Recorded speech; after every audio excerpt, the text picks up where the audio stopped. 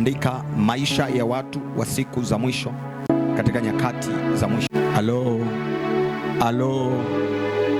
Yes, nataka tuangalie maisha ya watu wa siku za mwisho. Watu wa siku za mwisho maisha yao ni ya namna gani katika nyakati hizo za mwisho? Hebu sema, mimi ni mtu wa siku za mwisho.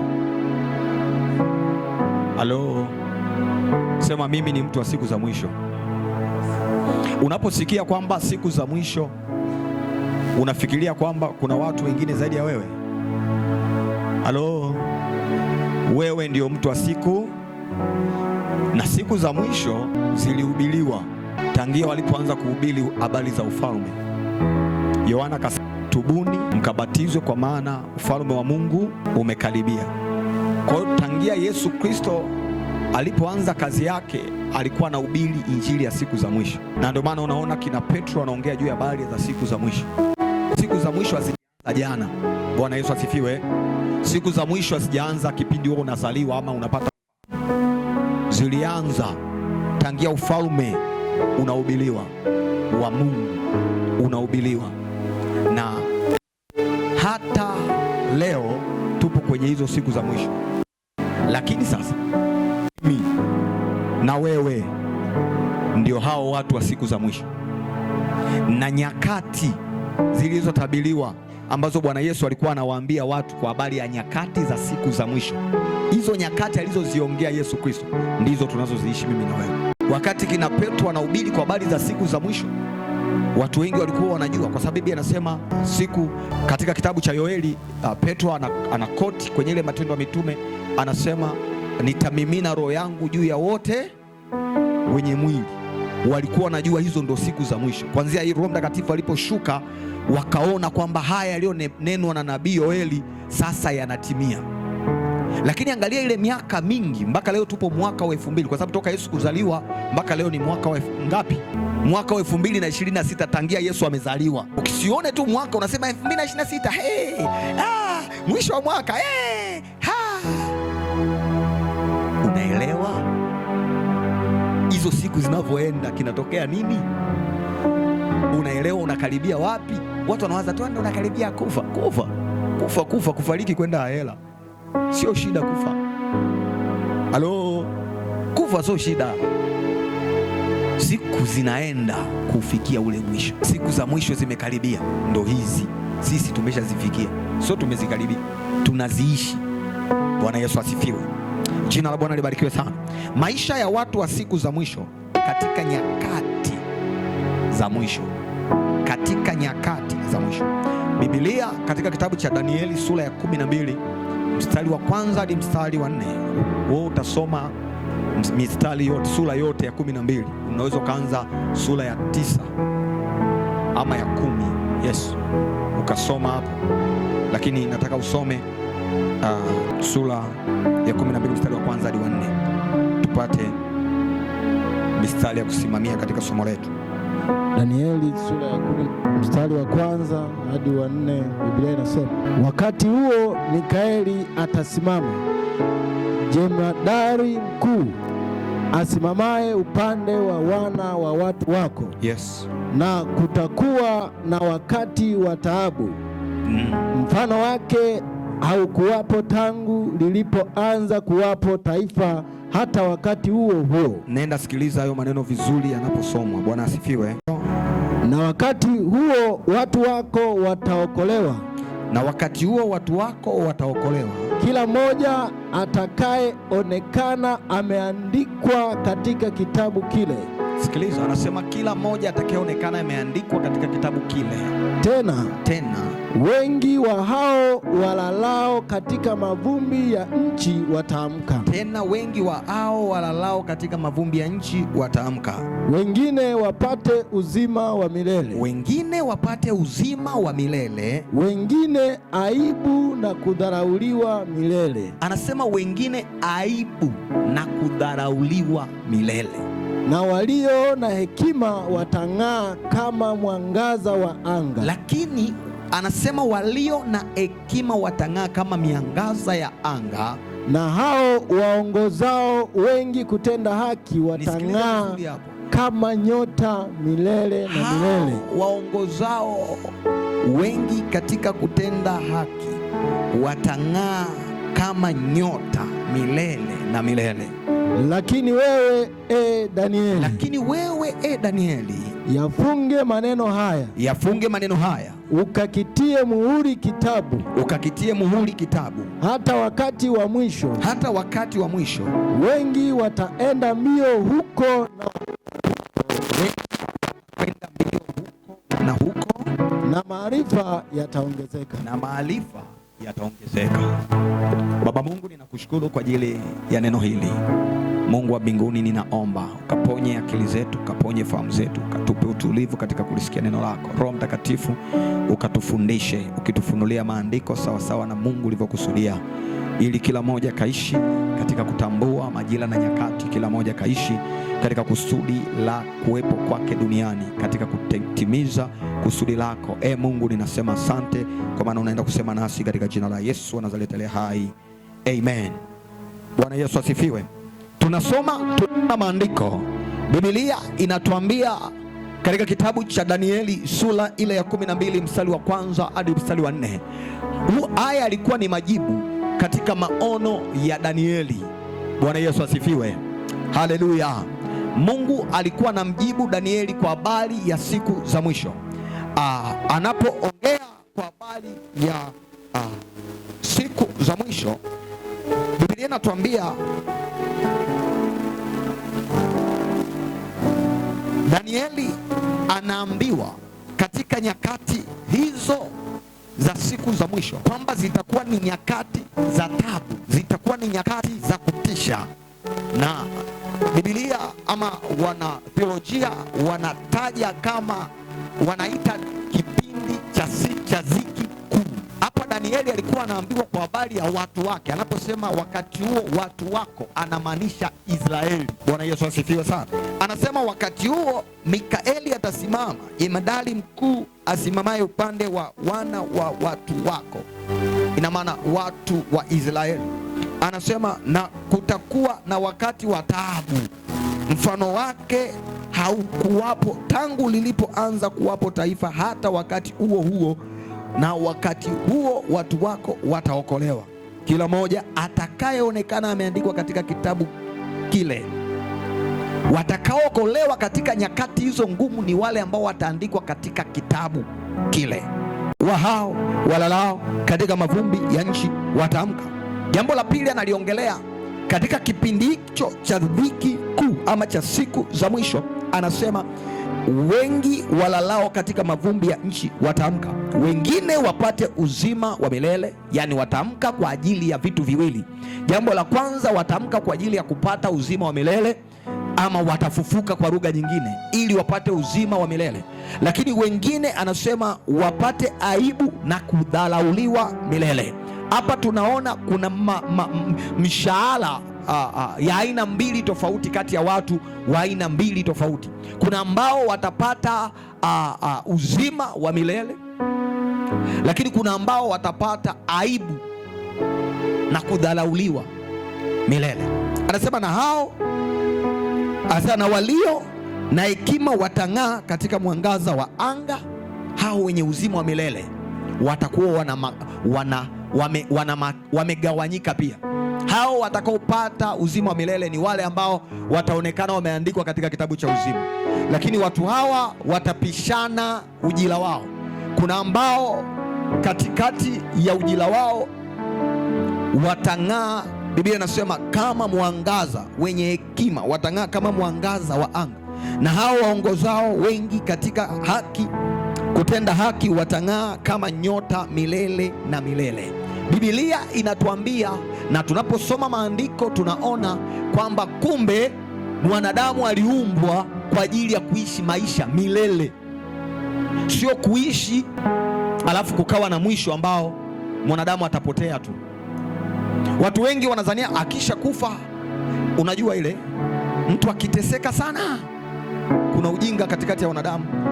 ameteseka, ameishi maisha fulani, au ameumwa mpaka amefika mwisho. Watu wanasema jamani, Mungu tu amchukua akapumzike. Unazaa mbinguni kwa mjomba wako akapumzike. Ametenda nini? Tunasema mtu huyu amepumzika, ambapo anakuwa amemkiri Yesu, amemaliza vizuri, ametubu dhambi zake. Lakini ikiwa mtu huyu tunamjua na yeye anajijua, anaumwa eti kwa sababu anaumwa, amechoka, anaomba hata kufa haiwezekani, akifa ndo atakuwa amepumzika. Sasa afadhali tu akapumzike, wakati alikuwa ni mwizi, alikuwa ni mzinzi, alikuwa ni mlevi, alikuwa ni kachawi, akafi kwa sababu kila kakitaka kwenda kule kanakutana na zile roho ambazo kalitafuna miili yao. Kwa hiyo kitaka kwenda kule anarudishwa. Kwa hiyo akafi kapo hapo miaka na miaka. Sisi tunasema akapumzike tu, hata kama anaoza hapa anateseka, na kama akutubu kule atateseka. Kwa hiyo jambo ambalo tunatakiwa tuombe, mtu huyu apate neema ya kumkiri Yesu. Unanielewa? Nataka nikwambie, ukimwacha Yesu leo, mimi sinipo hapa. Ukimwacha Yesu leo, mimi ni mchungaji wako na nitakuwa mchungaji wako hata kama umeelewa. Unaelewa? Lakini mimi sitakuwa na maombi mengine kwako ikitokea umefika katika hali ya kushindwa kabisa, zaidi ya Mungu akupe neema ya wewe kutubu. Hakuna kitu kingine.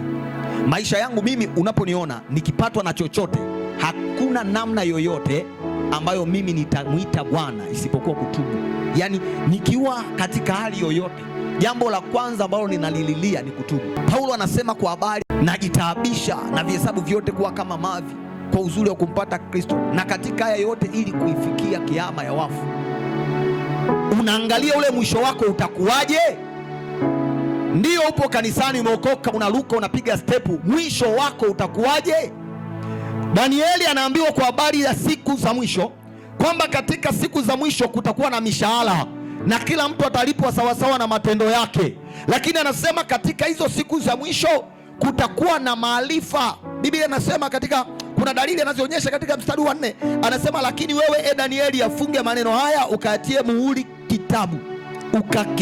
kitabu. Anasema hata wakati wa mwisho wengi wataenda mbio huko na huko, na maarifa yataongezeka. Sasa sisi watu wa siku za mwisho ambao tunaishi katika siku za mwisho, kuna vitu ambavyo Bwana Mungu anataka tuvitambue kupitia maono haya. Danieli anataka sisi tuweze kujua, kwa sababu katika siku hizo Danieli yeye alikuwa haambiwi kwa ajili yake, alikuwa anaambiwa kwa ajili ya Israeli, lakini kwa ajili ya mataifa watakao muamini Yesu Kristo, kwa sababu Israeli ndiyo mfano wa kanisa.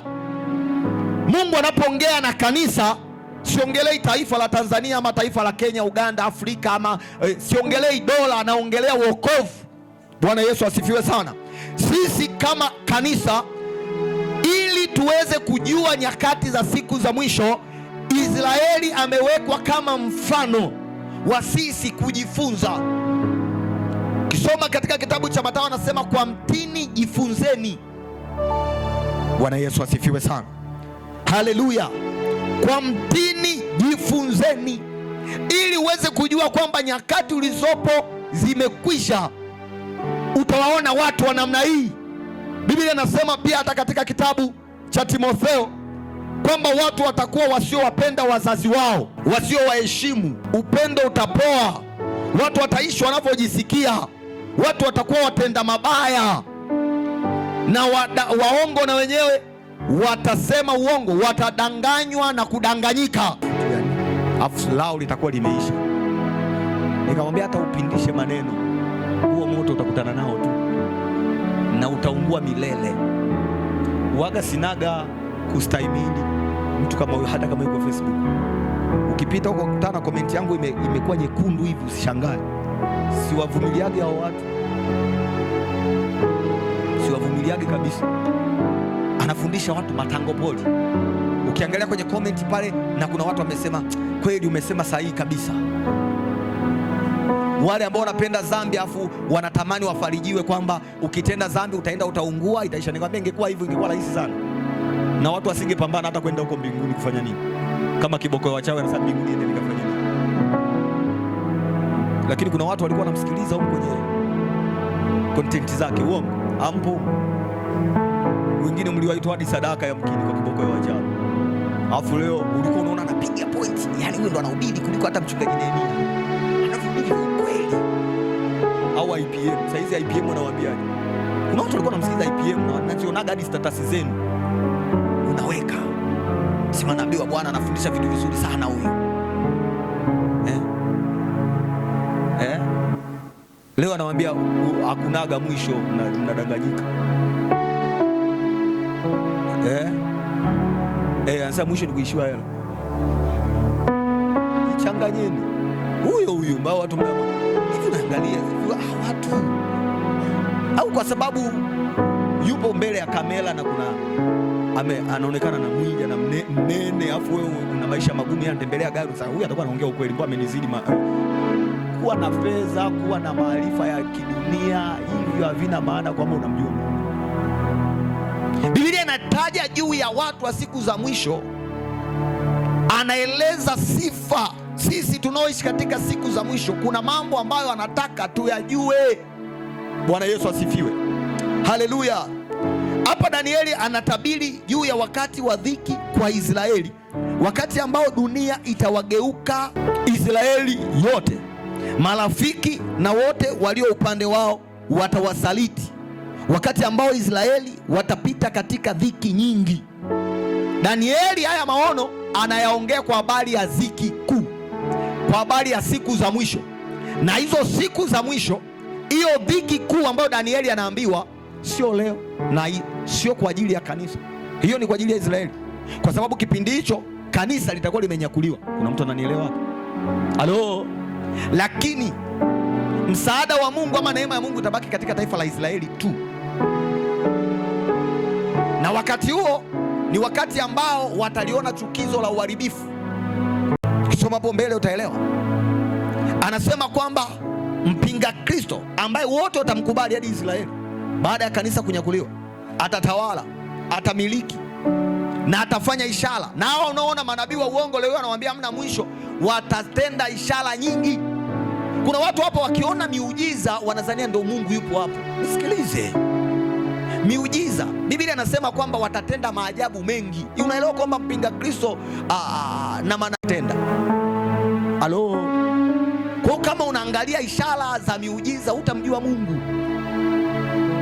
Anasema zijaribuni hizo roho katika siku za mwisho. Wewe na mimi kama watu wa siku za mwisho tunatakiwa kuwa makini sana kuwajua watumishi wa Mungu.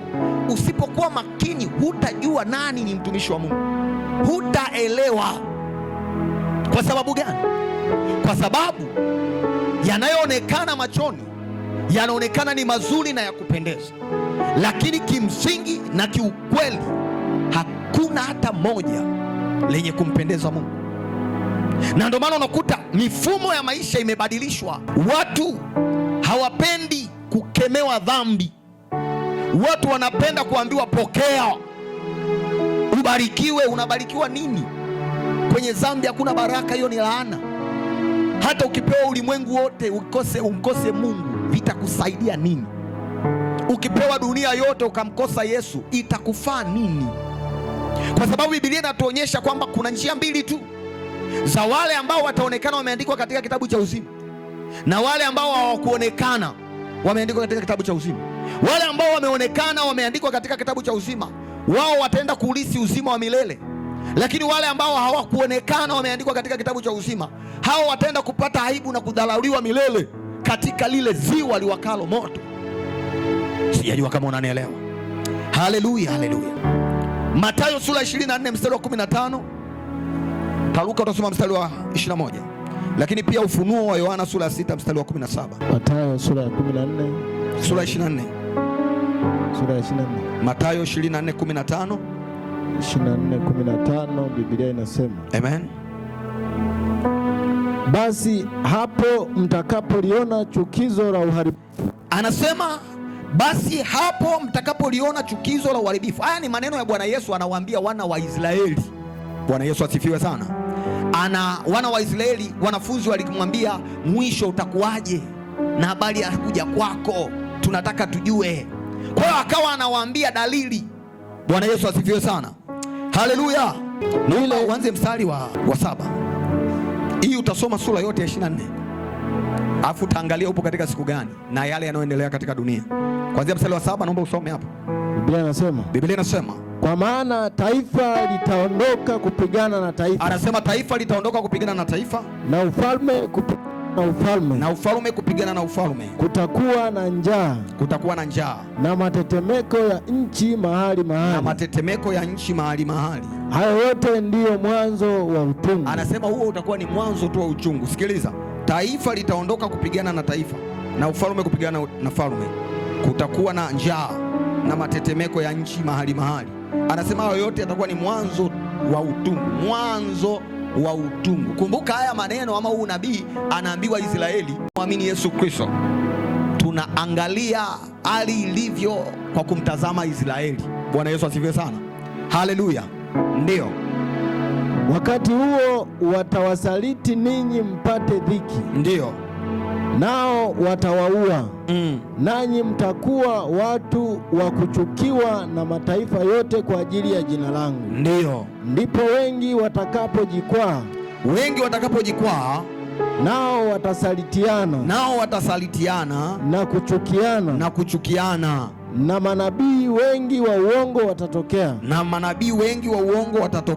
Na kudanganya wengi. Hata wewe umeshaona ukiwa una Yesu unachukiwa, na kama uchukiwi wewe bado una Yesu. Nataka nikwambie, kama una marafiki watenda dhambi na wanaweza kaongea habari zao za uzinzi, za ulevi, za kwenda kwa waganga, na wewe upo, nataka nikwambie my friend, nisikudanganye, nikwambie leo wazi, kama unao marafiki ambao wanaweza kaongea habari za uzinzi mbele yako, wakapiga stori za habari ya ulevi mbele yako, wizi wa rushwa, utapeli, rushwa sijui mbele yako, bado hauna Yesu ndani yako, ila wewe unayo dini. Na mwisho wa siku za hizi, mwisho wake ni mauti. Usipobadilika ukatubu, bado lazima ufike wakati wa kama uliokoka kuonekana wewe si mtu bora kwao, kuonekana ufanani nao. Na usipojikana ukazijua hizi njia, ukajua majira na nyakati, nimekwambia wewe ndio mtu wa siku za mwisho. Usipojitenga, ufahamu wako usipokuwa makini, ukasema tu mimi bwana amani ya moyo. Kwani hao ambao wanabaka watoto wao hawaoni amani wanapobaka? Kuna yule kijana Arusha anasema eti pombe anabaka watoto wake, mtoto mmoja na miaka 6, mwingine ana miezi 6. Wewe unaweza ukaelewa hicho ni kitu cha kawaida?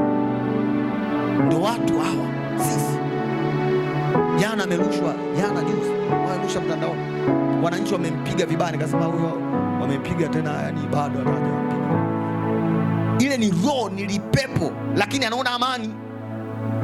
Ukiona upo kanisani wewe unaishi maisha ya dunia na unaona amani, mzinzi na unaona amani, ndani yako una pepo. Sasa utaonaje uchungu? Utaonaje ukakasi? Kwa sababu anaweza kuambia hii ni dhambi, ni mbaya, ni Roho Mtakatifu. Huna, hata kama upo hapa, hata kama unaimba, hata kama waga unahubiri, hata kama waga unaomba hadi unalia, unasisimka hadi unasema shekaraba shikamo, haijalishi kama una hukumu ndani yako, upo katika siku za mwisho, wewe bado hujamjua Yesu, huna Yesu. Asije kudanganya mtu. Nataka nikwambie, wokovu ni kujikana. Bwana Yesu asifiwe. Hatupigi mark time. Tupo mahali hapa sio kuja tu na kutoka. Kuna mambo ambayo tungefanya kama ingekuwa ni kupoteza muda. Tungeenda tufanye biashara. Wengi wapo mtaani, unanielewa? Watu wa duniani wanajua ndio siku zao za biashara. Halo, wewe jaribu kuangalia, Jumatano ndio siku zenu za kuuza sokoni. Ina maana ndio siku ambayo biashara inapendeza, lakini ndio siku ambayo inabidi uwepo kanisani. Lakini kwa nini unakuja kanisani unaacha biashara? Kwa sababu umekubali kupata hasara kwa ajili ya Kristo. Sijajua kama unanielewa hapo. Haleluya, haleluya. Sasa upate hasara alafu usiingie mbinguni, itakufaidia nini? Upo mahali hapo wakati wenzako wanatengeneza hela huko mtaani, lakini upo mahali hapo unajua Bwana atanipa katika nyakati ambazo hazieleweki, majira hayaeleweki. Kwa ajili ya nini? Unajua, ninahangaika na ninapigana ili nifikie kiama ya wafu, nikaonekane siku ile mbele za Mungu kwamba ni mwenye haki, sio mtenda mabaya, sio mtenda dhambi. Watu mpo kanisani lakini hamtaki kujua kwamba dhambi ni mbaya. Na mchungaji wako Nehemia hawezi akakwambia kila siku, hawezi akaacha kukwambia kila siku kwamba wazinzi, waongo, wasengenyaji, waabudu sanamu, wala rushwa na watoa rushwa hawataurithi ufalme wa Mungu. Sitaacha kukwambia.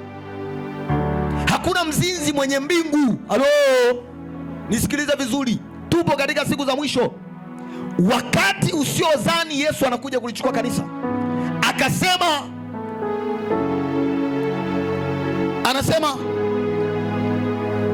ndipo wengi watakapojikwaa, nao watasalitiana na kuchukiana, na manabii wengi wa uongo watatokea na kuwadanganya wengi. Unategemea danganywe nani wakati wewe ndo mtu wa siku za mwisho? Kweli ya Mungu huna, huipendi, unataka uishi kama wale unaowaona kwenye video. Unawajua mchungaji wako Nehemia, si yupo hapa kila siku? Halo, kwani mimi sio kijana? Halo, sio kijana mimi? Unaona nimezeeka mimi, nimekongoloka, si niko stopa stamina? Halo, kwa nini nisienende kama dunia iende navyo? Bwana Yesu anasema hivi, hao walimu Mafarisayo wanayo yoyote watakayo waambia muyatende, lakini kwa mifano yao msiyatende. Kwa nini? Wao wananena mambo ambayo hawawezi kuyafanya, lakini pia wao wanawatwisha mizigo watu ambao wao hawawezi kuibeba. Unaweza ukakuta unamwamini mtu ambaye wewe unamjua, maisha yake unayajua, ndio ile umemwamini mwezi wa kwanza, wa pili, wa tatu, wa nne, mwaka, tena ukasema ndio mtumishi wa Mungu. Ndio mzee unakuta anafanya kituko cha ajabu, na anakuja anathibitisha kabisa kwamba huyo Mungu yeye hata mjui, lakini wewe ulikaa ulimwamini. Una Roho Mtakatifu, una Mungu kweli. Ni lazima tujitazame kwa upya. Bwana Yesu asifiwe. Tuamue kwa upya. Haleluya kanisa, tuamue kwa upya. Kama tunaenda mbinguni, tuende mbinguni. Mimi sitaki kujaza watu humu, nataka nipate watu ambao wanasema naenda mbinguni. Itakufaa nini? Kwa sababu swala la baraka, kubarikiwa ni kanuni, unaelewa? Sisi hatuhangaiki baraka, unaelewa? Halo, na wote ambao mpo mahali hapa ili Bwana Mungu awabariki, awazidishe, tafuta kwanza ufalme wake na haki yake. Hatuendi sokoni tukauliza nyanya za nyongeza, tukasema nyanya zitanyongeza shingapi. Tunauliza fungu la nyanya shingapi, si ndio hivyo? Akikuuzia anakuambia fungu la nyanya shilingi 500, alafu unauliza na hizi, anakuambia hizi ni za nyongeza. Sasa mimi niuzie hizi za nyongeza? Una akili? Unakazana kubageni nyongeza, umeshaambiwa ni nyongeza, ina maana hii ni haki yako, ila ukinunua. Bwana Yesu atusaidie sana. Sasa watu wengi tunatafuta ziada, inatufanya tunatoka katika kumtafuta Yesu. Kuna vitu ambavyo ukisoma katika kitabu cha Mathayo anavieleza, wapendwa, nataka niwaambieni, duniani hatujaja kuzulula, kila moja atalipwa. Jina la Bwana libarikiwe sana. Anasema hivi, na kwa sababu ya kuongezeka maasi upendo wa wengi utapoa, lakini kwako usipoe mpendwa. Lakini mwenye kuvumilia hata mwisho ndiye atakayeokoka. Kuokoka sio kusema tu hapa haleluya Yesu ni Bwana unapiga makofi. Kuokoka ni kuwa na uvumilivu katika kile ulichokiamini. Anasema katika nyakati ngumu watu watakaovumilia ndio watakaookoka. Lakini anaendelea mbele, anasema tena habari njema ya ufalme itahubiriwa katika ulimwengu wote na kuwa ushuhuda kwa mataifa yote, hapo ndipo ule mwisho utakapokuja. Wewe nataka uniambie, lini umefungua kitabu cha kitabu sura chako Facebook ukaona ukakosa watu wanaohubiri? Lini wewe umewahi fungua Facebook usikute mtu anayehubiri? Basi wewe unafuatilia watu wa namna gani? Yaani umefungua Facebook hujakutana na mahubiri? Imewahi tokea? Halo?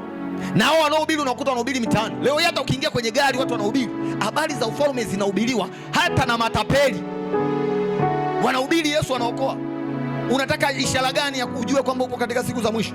Unataka ishara gani ujue kwamba muda umeisha? Wapendwa, nataka niwaambieni, muda umeisha. Bwana Yesu asifiwe sana. Anasema basi hapo mtakapoliona chukizo la uharibifu, lile lilo neno na nabii Danieli limesimama katika patakatifu, asomaye na afahamu. Hilo chukizo la uharibifu sio kwa ajili ya kanisa. Hilo chukizo la uharibifu wanaambiwa taifa la Israeli. Sijajua kama unanielewa. Kwa hiyo hapo unaona kuna mambo ambayo yanalihusu taifa la Israeli, wao waone, watambue, kwa sababu wao wana agano lao na Mungu. Lakini kuna Waisraeli waliookoka kama mimi, kama wewe, kwa sababu kuna agano la Mungu na Israeli kama taifa, na hakuna taifa lenye agano na Mungu ila Israeli tu. Lakini kuna agano la mtu, hilo ndio linaitwa kanisa. Agano la Mungu na kanisa kwa njia ya Yesu Kristo. Sasa agano la Mungu kwa kanisa halina Myahudi wala Myunani, halina Mwisraeli wala Msumbwa. Kila mtu atakayemwamini Yesu Kristo, huyo anaingia katika hilo agano. Hakikisha kwamba watu hao watakuwa salama ni ikiwa majina yao yameandikwa katika kitabu cha nini? Na ndio maana tunasemaga hapa, uyafute majina yao katika vitabu vya hukumu. Kwa nini? Kuna vitabu vya hukumu, vile vipo kwa ajili ya kuandika matendo, lakini kuna kitabu mtu hakuonekana katika kile kitabu cha uzima, alitupwa katika ziwa la moto. Mungu atusaidie sana.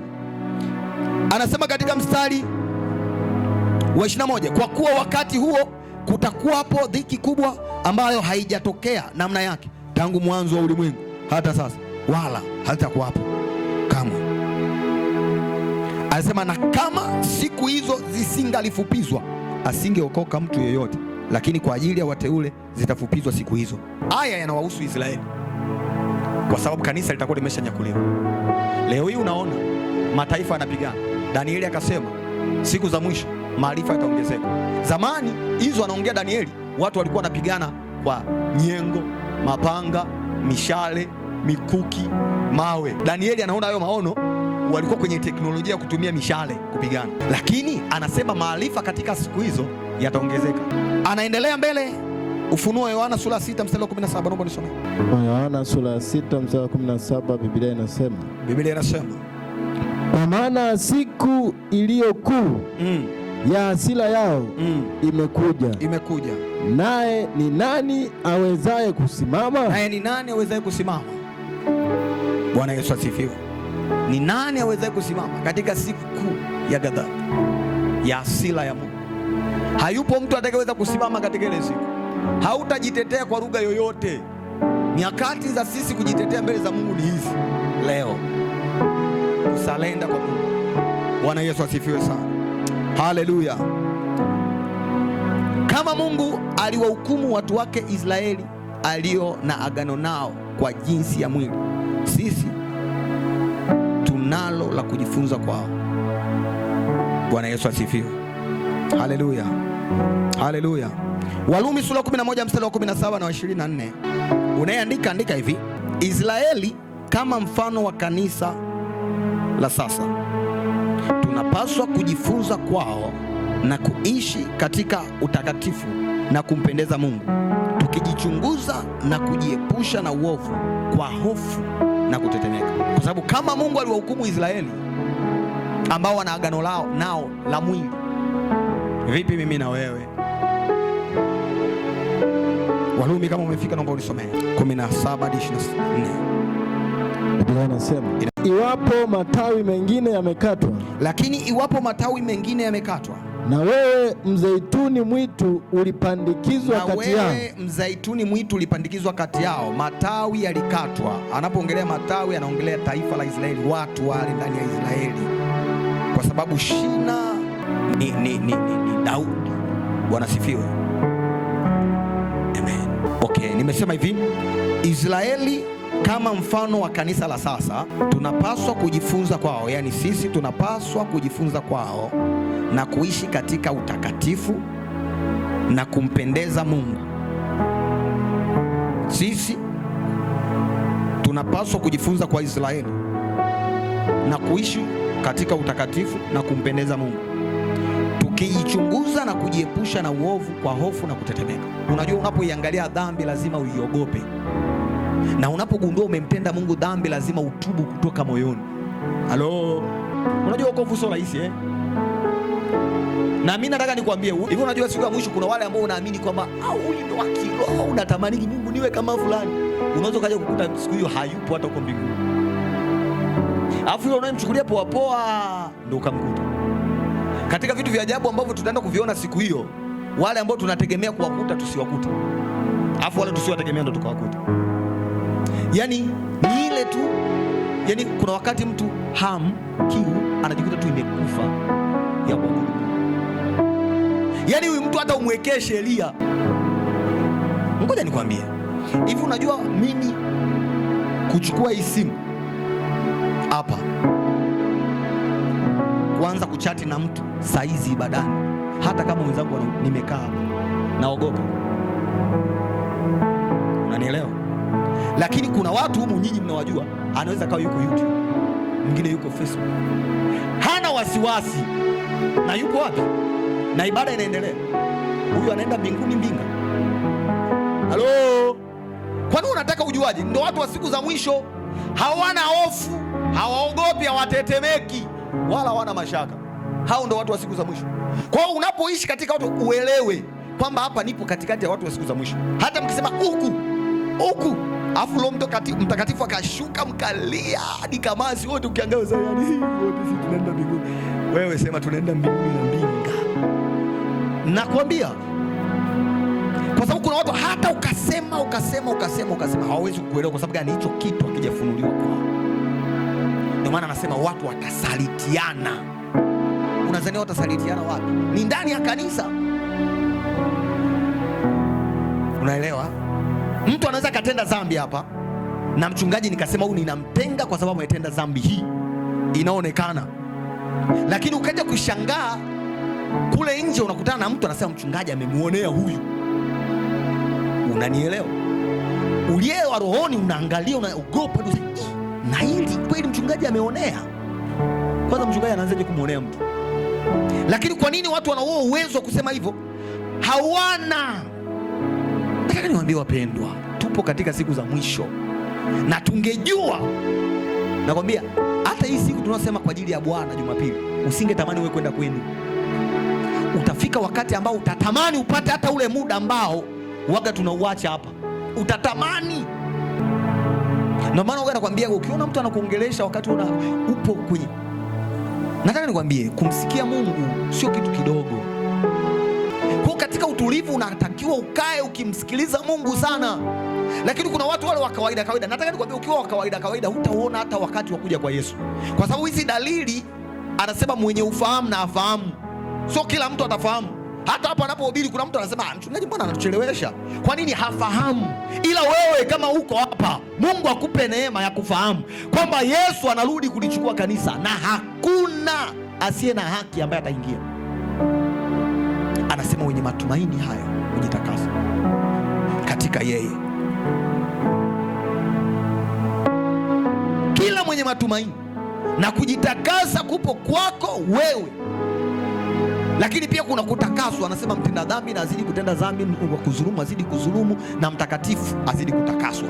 Kwa hiyo kutakasika ama kutakaswa sio kwa mtu tu ambaye mtenda dhambi. Tukisema hapa tuombe rehema na utakaso, mtu anaanza kusema mimi ni sasa utakaswa nini? Mimi mbona nikijaribu kukumbuka hamna, hata kuzini kwenye mbona hadi mwezi mzima umeisha sijazini tena, nanisha tu. Unaelewa hicho kitu? Anapiga hesabu zake, anajiona yupo kwenye viwango vya utakatifu.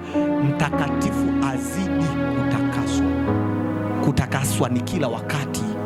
Tunataka kila siku, kila sekunde tuzidi kuwa safi mbele za Mungu. Kwa kuna wewe kutaka kutakaswa, kuomba rehema na kujitakasa, lakini kuna Yesu kukutakasa wewe. Pale unapoomba rehema na kuomba na unapojitakasa kwa kuomba rehema na toba mbele za Mungu, ndio kipindi hicho Mungu anakutakasa. Bwana Yesu asifiwe. Haleluya. Nataka nikwambie katika kipindi cha kuishi katika maisha matakatifu, hiki ni kipindi cha muhimu kuliko kipindi chochote. Nataka niwaambieni, kuna vitu ambavyo tunamwamini Mungu atatuvifanya havitatokea na Yesu atakuwa amesharudi. Biblia inasema katika kitabu cha Mathayo sura ya 24, inasema kwa mtini jifunzeni. Mstari wa 30. Naomba nisome. Mathayo 24 mstari wa 32 hadi 34 kama sikosei. Mathayo sura ya 24 mstari wa 32, Biblia inasema basi kwa mtini jifunzeni mfano, kwa mtini. Anapoongelea mtini anaeleza Israeli. Ukisoma Biblia utaona kila mahali anapoongelea juu ya mtini anaongelea Israeli. Pale amesema ikiwa yani mtini ni Israeli. Bwana Yesu asifiwe. Kwa mtini jifunzeni, tawi lake likiisha kuchipuka, tawi lake likisha chipuka na kuchanua majani, mwatambua ya kuwa wakati wa mavuno u karibu. Mwatambua wakati wa mavuno u karibu. Nanyi kadhalika basi vivyo hivyo, kama mnaweza kutambua haya majira ya mitini, ama sisi kunaweza kusema miembe, sinaelewa. Sasa hizi imeanza kutoa maua. Sasa hizi embe zimekomaa, hizi zinatoa mapoza, hizi sasa hizi zimeiva. Yale majira, wao Israeli ni wakulima wa zabibu na tini. Anawatolea mfano wa mtini. Ndiyo, kadhalika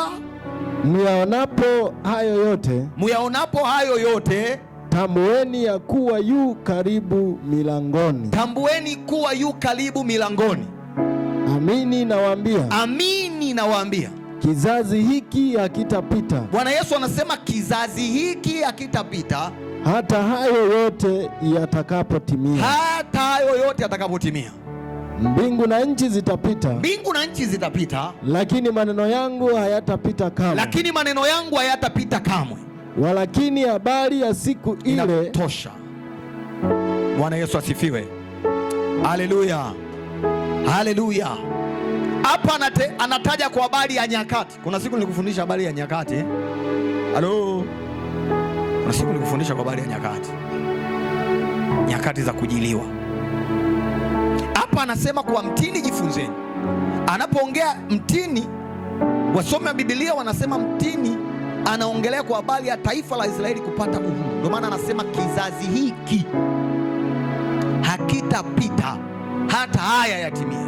Haya yote ambayo anaelezea ya vita mahali, taifa litatoka kupigana na taifa, upendo wa watu utapoa, sijui manabii wa uongo watatokea. Haya yote anayoongelea ni dalili ya kuja kwa Yesu Kristo. Mstari wa 26 wa 36 anasema walakini habari ya siku ile na saa ile hakuna ajuae, hata malaika hawajui, ila Mungu pekee ndo anayejua. Unanielewa? Lakini nyakati anasema majira, siku ile hatujui ni lini, lakini tunajua nyakati kwa kuangalia dalili. Bwana Yesu asifiwe. Haleluya, haleluya. Leo siku ile nikipenda wafundisha kwa habari ya kutambua majira ya kujiliwa, nilikwambia hivi, hii ni masika, si ndio hivyo? Huu ni msimu wa nini? Wa masika. Tafsiri yake ni msimu wa mvua. Huu ni msimu wa, itanyesha saa ngapi? Lakini tunajua ni msimu. Na vivyo hivyo Bwana Yesu anawaambia majira ya kuja kwa Yesu ndio haya, lakini kwa habari ni siku gani Yesu anakuja, hayo hatujui. Lakini ninawapa dalili, means, vidokezo. Mtakapoviona hivi mjue mnatakiwa kushikamana na huyu Yesu, kwa maana siku hizo za kuja kwake zitakuwa zimekwisha kukaribia. Hazitakuwa nyingi, itakuwa ni moja, lakini kati ya hizo zenye dalili hizo mojawapo ndio atakayokuja. Kwa wanavyosema kwa mtini jifunzeni, anaongea kwa habari ya taifa la Israeli, ambalo taifa la Israeli litatawanywa, litatawanyika, litaonekana kama kufutwa machoni pa dunia, lakini wataanza kujikusanya tena. Kwa habari hapa anaongelea kwa habari ya taifa la Israeli kutambulika kisiasa kama taifa. Tambuliki tokea Mungu alipomwapia Ibrahimu nilikuwako hapo. Unaelewa? Lakini kutambulika kama taifa kisiasa, kwamba mataifa yote wa UN na wenyewe waseme kwamba Israeli ni taifa. Ndio anasema mtini hapo utakuwa umechipua. Ni Israeli imechipua kwa ajili ya mavuno. Mavuno ni Yesu Kristo kuja kuvuna watu wake. Kwa hiyo wakati huo mtaona ni madalili tayari za watu Yesu kuja kuchukua watoto wake, watu wake. Ndio matini, matunda. Na dalili hiyo inaanza wapi? Inaanza kuanzia Israeli ilipopata uhuru. Ndio maana anasema kizazi hiki hakitapita. Anasema hizi ndizo dalili za kuja kwa Bwana. Vita mahali, uchumi utayumba. Itafika wakati yeye ndo atampinga Kristo, yeye ndo atakuwa mtawala. Haleluya. Kwa unasoma Warumi 17. Naomba usome mstari wa 24. Warumi 11. Mstari wa 24 Biblia inasema. Ndio. Kwa maana ikiwa wewe ulikatwa ukatolewa katika mzeituni ulio mzeituni mwitu kwa asili yake. Yaani mataifa, mataifa yote nje ya Israeli mbele za Mungu yalikuwa kama mzeituni mwitu. Unanielewa? Mzeituni wa poli. Yaani sawasawa, kuna matango ya poli na matango ya kupanda. Si unaelewa? Sasa Israeli wao walipandwa na Mungu kuwa taifa pale.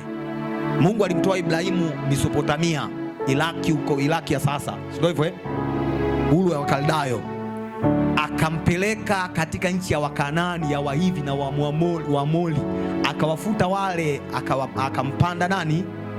Wale Waamoni ni watoto wa Lutu, wa Lutu. Yes, Amoni na Moabu, wale watoto wa Lutu ambao Mungu aliwakataa, kwa sababu angalia hata chanzo chao cha kupatikana kwao. Wale mabinti walifanya nini mpaka babao akawapa mimba? Walimlewesha babao. Na watu hapa Biblia waelewe, wanaona kama naongea vitu vya wapi sijui. Kanisa tujipime. Kama huijui Biblia, huijui kweli. Wale jamaa ndio wakazaliwa Waamoni. Kwa Mungu akawatega akasema mpaka wale Israeli wao wataenda, watoto wako, anamwambia Ibrahimu, wataenda kukaa nchi ya utumwa Misri miaka 400. Anasema mpaka utakapotimia uovu wa Waamoni. Kwa hiyo watakaa kule mpaka uovu wao jamaa utakapotimia. Mungu anajua uovu wao utatimia muda fulani, na baada ya hiyo miaka 400 uovu wao ukitimia, watakuwa hawana haki ya kusimama mbele yako. Mungu ni wa haki. Kama mtu hajauona uovu ndani yake, hata kama mtu huyu ana uovu, Mungu ataendelea kumwambia tubu, acha, badilika, ingawa anajua huyu ni mwovu, mpaka ule uovu uonekane. Usipoonekana Mungu hawezi kukuhukumu. Unaelewa? Kwa hiyo anajaribu kusema sasa mpaka utakapotimia uovu wao, kwa sababu bado. Na ulipotimia akawaambia wana wa Israeli tokeni huko, akawatoa akawapeleka Kanaani, akawafuta wale akawapanda hawa. Sasa wale wakawa ni mbegu iliyopandwa, mzabibu uliopandwa mwema. Israeli wao wakamkataa Yesu. Walipomkataa Yesu akawatoa kwenye lile shina la Daudi ambao ni Yesu, anaitwa Mnazareti, Mnazalayo. Tafsiri yake ni tawi kutoka Nazareti. Bwana Yesu asifiwe sana. Ni tawi kutoka katika shina ambalo ni Daudi. Anasema walikatwa wale ambao ilibidi wazaliwe kutoka kwa Yesu, tukapandikizwa sisi. Anasema endelea hapo. Kisha ukapandikizwa mimi, yani sisi watu wa mataifa mengine, ndio kinyume cha asili. Kinyume cha asili. Asili sisi sio wana wa Mungu, unaelewaga? Wana wa Mungu ni Israeli, lazima uelewe hilo. Katika mzeituni ulio mwema, ndio si zaidi sana wale walio wa asili kuweza kupandikizwa katika mzeituni wao wenyewe. Anaonyesha jinsi ambavyo ilivyo rahisi Mungu kuwasamehe Israeli kuliko Mungu kuwasamehe mataifa. Kama Mungu aliweza kuwasamehe mataifa na akawafanya kuwa wana wa Mungu, alafu tumepata wokovu, tunauchezea, tunadharau, si zaidi sisi kutolewa na wakarudishwa wenyewe wenye agano na Mungu wao. Kwa hilo litutafakarishe katika siku za mwisho. Tumeamua kumwishia Yesu, tumeamua tumwabudu Mungu, basi ni lazima tukubali kuishi maisha ya kumpendeza Mungu, tukijitazama kila wakati kwa hofu na kutetemeka, kwa sababu tupo katika siku za mwisho, siku ambazo watu watalitafuta neno wataliona. Nini hapa Paulo alikuwa anaongea na Warumi? Alikuwa anataka watambue kwamba neema waliopata ni neema adimu.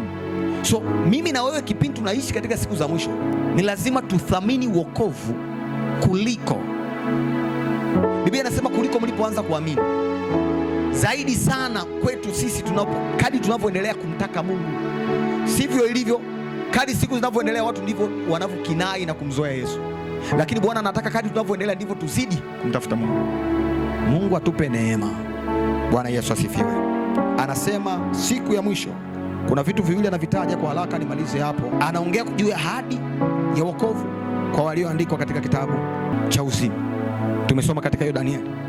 Lakini pia anaongelea juu ya aina mbili za ufufuo. Ufufuo kwanza anasema watafufuliwa kwa ajili ya kulisi uzima wa milele, na watu wa pili watafufuliwa kwa ajili ya kupata hukumu ya milele. Bwana Yesu, unayeandika andika aina mbili za ufufuo. Yohana sura 5 mstari wa 28 na 29 utasoma mwenyewe. Ufunuo wa Yohana 20:12 hadi 14. Namaliza hapo kwa sababu ya muda. Bwana Yesu anataja aina mbili za ufufuo, ambao kwanza ufufuo wa mema, Ayubu 19:25 hadi 26, Zaburi 16:10, hiyo utanisomea. Isaya 26:19. Zaburi 16:10, Biblia inasema, Amen. Maana hutakuachia kuzimu nafsi yangu, hutakuachia kuzimu nafsi yangu, wala hutamtoa mtakatifu wako aone uharibifu. Wala hutamtoa mtakatifu wako aone uharibifu. Hiyo ni ahadi ya ufufuo wa mema. Bwana Yesu asifiwe sana. Namba 2, ufufuo wa hukumu. Namba 2, ufufuo wa hukumu. Ufunuo sura ya 20 mstari wa 15. Biblia inasema, nikawaona wafu wakubwa kwa wadogo. Nikaona wafu wakubwa kwa wadogo wamesimama mbele ya hicho kiti cha enzi. Wamesimama mbele ya hicho kiti cha enzi. Na vitabu vikafunguliwa. Na vitabu vikafunguliwa. Na kitabu kingine kikafunguliwa. Na kitabu kingine kikafunguliwa. Unaona hapo kuna vitabu na kuna kitabu ambacho ni cha uzima. Hicho kingine ni cha uzima. Na hao wafu wakahukumiwa katika mambo hayo yaliyoandikwa katika vile vitabu. Anasema na hao wafu wakahukumiwa kwa mambo hayo yaliyoandikwa katika. Nataka unisikilize hapo. Kuna vitabu na kuna kitabu. Halo, unanielewa? Hivi vitabu kazi yake kuandika mambo yote ambayo unayatenda. Biblia inasema kwa kila neno na kila tendo atakalolitenda mwanadamu, na neno atakalolitenda mwanadamu atatolea hesabu. Kwa hiyo hivi vitabu vipo hapo, kama ambavyo malaika waga asiwaga, hilo ndo mnalijua kama malaika waga anakaa anaangalia matendo yako mema, anaandika. Umetoa zaka kamili leo, Yesu ni Bwana, malaika wako hawakuwepo. Mlokole na biti, mlokole aibiwe, afu uone maombi yake anapomwambia Mungu, malaika wako hawakuwepo siku ile naibiwa, hawakuona, ngoja atende dhambi. Hamwambii Mungu, malaika wako waliniona kipindi natenda dhambi. Wewe ni wa rehema, unasamehe 7 mara 70. Kwa hivyo vitabu vinaandika kila moja aliyoyatenda, na shetani hivi ndo anavipenda. Kile kingine yeye akijui. Kitabu cha uzima aliyestahili kukifungua alikuwa ni mwanakondoo ambaye alionekana kana kwamba amechinjwa. Soma katika kitabu cha Ufunuo, Biblia inasema. Bwana Yesu asifiwe sana. Aliyestahili kukifungua kile kitabu, sura ya 5. Lakini hivi vitabu vingine vinaelezea matendo. Ndio Yesu atasema huyu alifanya ili, shetani atasema huyu alifanya ili, alifanya ili, alifanya ili. Lakini Yesu atasimama atasema huyu ameandikwa kwenye kitabu cha uzima. Tafsiri yake, nilimsamehe yale yote aliyoyatenda, nilimsamehe. Bwana Yesu atusaidie sana. Haleluya, haleluya. Sasa ikiwa mtu hajaonekana kwenye kile kitabu, Biblia inasema unaweza kaendelea sawa sawa na matendo yao. Bahari ikawatoa wafu waliokuwamo ndani yake. Wale ambao wamekufa kwenye maji walimezwa na samaki, samaki na wenyewe wakaliwa na wanadamu, walinenepa kwa sababu ya ile miili, wote watatolewa. Kwa namna gani? Bwana yeye ajua. Ndio.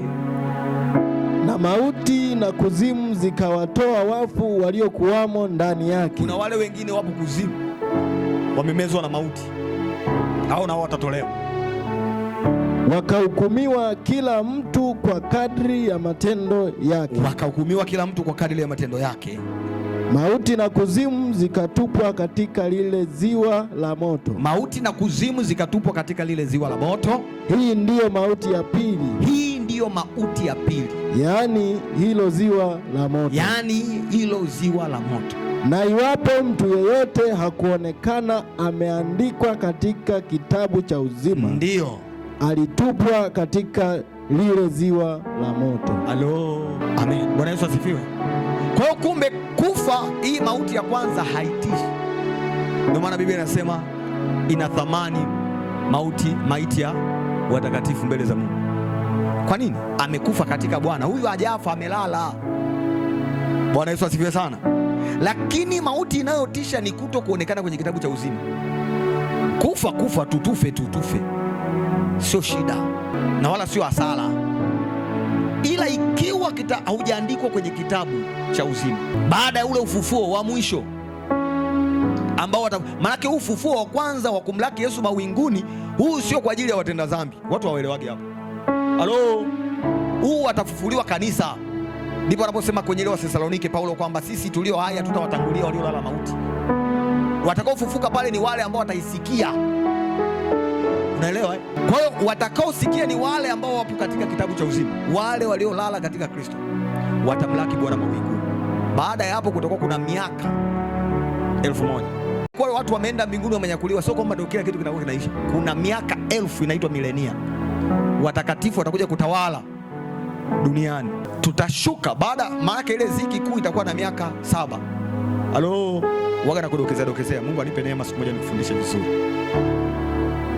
Sawa eh? Sasa wakati huo kutakuwa kuna harusi ya mwanakondoo. Ile harusi ya mwanakondoo itakuwepo mimi na wangapi hapa watakuwepo? Kuna 1, 2, 3. Kuna baadhi ya watu watakuwepo. Mungu awabariki. Awape neema hiyo. Tutakuwa tunasherehekea kwenye ile sherehe harusi ya mwanakondoo kule mbinguni. Sasa kama wewe leo hii baada inakuchosha ya masaa 4 5, ile sherehe kule miaka 3.5, unaelewa wewe? Miaka 7 ya ziki kuu yote. Maana miaka 7, miaka ya ziki kuu inagawanywa mara 2. Ukisoma Danieli sura 12 huko mwishoni utaona anasema wakati wanauliza yatakuwa lini mambo haya, akaambiwa ni wakati, nyakati 2.5 wakati. Akawaelewi, akamtajia na siku 1290. Miaka 3.5 ndio kipindi ambacho kitakuwa cha dhiki. Ina maana kuna miaka 3.5 ambao Israeli watanegotiate na mataifa yote, ndipo watakapomsimamisha mpinga Kristo. Lakini kuna wakati watamsimamisha mpinga Kristo na kuhisi ndo Masihi, atatenda katika, watakomesha dhabihu kwa mnyama. Chukizo la uharibifu litaonekana pale. Watagundua kwamba huyu sio Kristo, watamkataa. Wakimkataa watapigwa, dunia nzima itawakataa Israeli. Sasa watakapopigwa, watapigwa ndani ya miaka 3.5. Ndio hizo habari anaziongea Danieli katika Ufunuo wa Yohana. Baada ya hapo sasa ndo tutashuka na Yesu. Halo, Yesu atakuja kutawala mwanaume. Sasa unajua Yesu ndo mfalme wa wafalme. Sasa bado hajatawala duniani ili watu waone kwamba, dunia ijue kwamba kweli huyu ni mfalme. Unaelewa hiyo? Asinaona anatawala kwa ishara, kwa utendaji wa kiungu, lakini atashuka tawale kabisa dunia. Miaka 1000 inaitwa milenia. Danieli sura 12 tumesoma hapo mstari wa 3 anasema. Ndio nikusomea hapa chapa. Mstari wa 3 anasema, na walio na hekima watang'aa kama mwangaza wa anga, na hao waongozao wengi kutenda haki watang'aa kama nyota milele na milele. Unaelewa hiyo? Waongozao wengi kutenda nini? Hapo ndipo unapojiona wewe ukipewa nafasi ya kuwa kiongozi wa idara, tumika kwa uaminifu. Unadhani wanaongelewa kina nani? Ni sisi.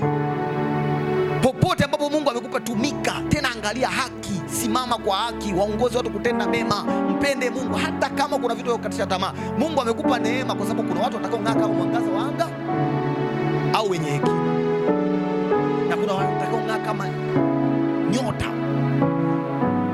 Unaelewa? Hao watakao ng'aa kama nyota. Hivi unajua nyota? Hivi unaelewa kwamba nyota ni wanasayansi wanasema ni kubwa kuliko dunia? Halo, hizo nyota unazoziona zinawaka, unakaona kapo hivi. Sasa kwa nini tunaiona huku? Iko mbali sana. Kwa nini tunaiona? Kwa sababu mwanga wake ni mkali kuliko kawaida. Sasa watu wao watang'aa kama mianga, kama nyota. Ukipewa nafasi ya kutumikia Mungu, mtumikie kwa kupenda. Kwa sababu gani? Anaendelea pale anasema wengine wapate aibu na kudharauliwa milele. Ina maana kule pia watu watakuwa na aibu. Katika ile siku ya mwisho kutakuwa kuna hali ya mtu kuona aibu, kutakuwa kuna hali ya mtu kudharauliwa. Unaelewa? Kama leo hii tu wewe hutaki kuona aibu, hutaki kudharauliwa. Halo, kule milele. Leo hii unaishi miaka mingapi? Unaweza kukuta mtu mmekutana hata kwenye daladala tu, hata kila mmoja anakwenda kwake, lakini hamna mnaitaka kuonekana anasalauliwa. Uongo. Mmekutana tu kwenye daladala, mnaishia mnaachana hapo, kila mmoja anachukua kwenye kituo chake, lakini hutaki salau. Kule milele. Nataka hii na yenyewe, nataka hii mbili. Halo. Ni swala tu la mtu kuamua kwamba mimi ninayataka maisha milele. Bwana Yesu asifiwe sana. Kwa hiyo ikiwa unatumika katika siku za mwisho, tumika ukijua una watu wa siku za mwisho. Watu hao wa siku za, kama mimi mchungaji najua ninachunga watu wa siku za mwisho. Na ndio maana ninaelewa kwamba sio wote waliopo humu wanaenda mbinguni. Kuna wengine wanaenda mbingu. Kuna wengine tunanisindikiza. Hivi unadhania kama ikitokea hapa Jumapili leo wakaja watu 6 hapa, asema mimi naambia Mungu, kwani uko wapi? Kibinadamu ile natamani nione watu wengi wamejaa hivi, yanafarijika, lakini najua sio kwamba wote wanaenda mbinguni. Kuna wengine hawana huo mpango. Kwa hiyo unapoongoza kundi lolote, mtumikie Mungu, ongoza kundi kwa kupenda utumishi wako. Hata kama ni mgumu, wewe mlilie Mungu, ndio kumlilia. Bwana Yesu asifiwe. Haleluya. Popote Mungu amekupa kuwaongoza watu, waongoze katika haki. Sio tu kanisani. Kila mahali Mungu amekuweka. Wewe ni kiongozi hata katika familia yako. Penda watoto wako, waongoze katika haki, wamjue Mungu. Ikiwa utawaongoza katika kumjua Mungu, una thawabu yako, una taji yako yenye kama nyota. Bwana Yesu asifiwe sana. Jina la Bwana libarikiwe sana. Simama kwa miguu yako mahali ulipo.